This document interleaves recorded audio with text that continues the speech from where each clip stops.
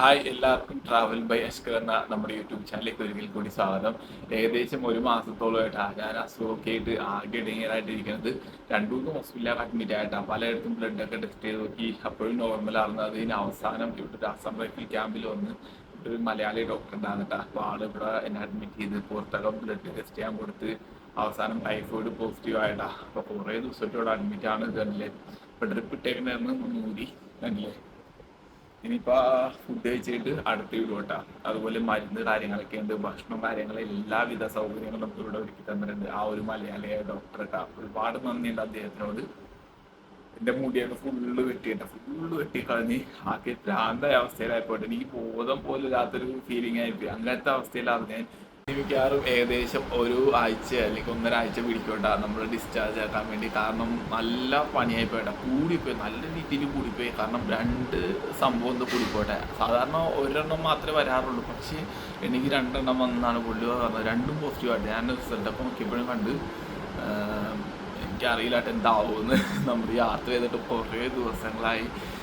ഞാൻ ആദ്യം ആലോചിച്ച് വീട്ടിലേക്ക് പോയാലോ, അല്ലെങ്കിൽ വീട്ടിലേക്ക് പോയി കഴിഞ്ഞാൽ നമ്മൾ തിരിച്ചൊരു വരവ് എനിക്ക് തോന്നല്ല നടക്കുന്നു. കാരണം ഒരുപാട് സാഹചര്യങ്ങളൊക്കെ ഉണ്ടാവും. അപ്പോൾ അതുകൊണ്ട് നമ്മൾ മാക്സിമം ഇതെങ്ങനെയെങ്കിലും നമ്മൾ കംപ്ലീറ്റ് ചെയ്തിട്ട് വീട്ടിലേക്ക് പോകാമെന്ന് വിചാരിച്ചിരിക്കുന്നതിന്.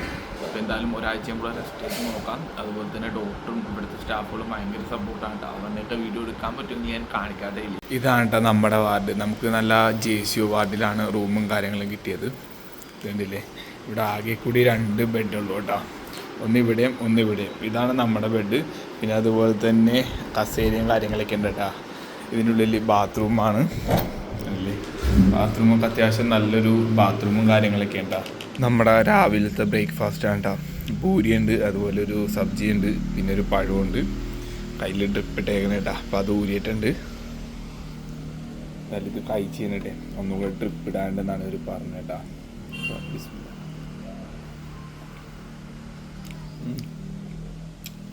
ആസം റൈഫിലിൻ്റെ ഫുഡും ഉണ്ടാട്ടോ.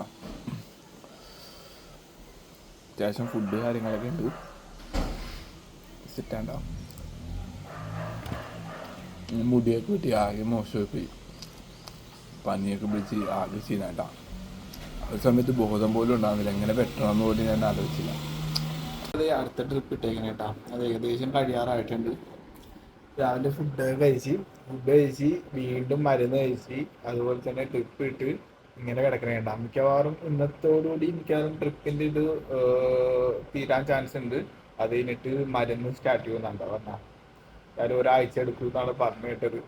ഒരു ഐഡിയ ഇല്ലാട്ടാ. നമ്മുടെ യാത്ര ഇനി എപ്പോൾ സ്റ്റാർട്ട് ചെയ്യുന്ന ഒരു പിടുത്തില്ല. എന്തായാലും നല്ല രീതിയിൽ റെസ്റ്റ് ഒക്കെ എടുത്ത് യാത്ര ചെയ്യുള്ളൂ.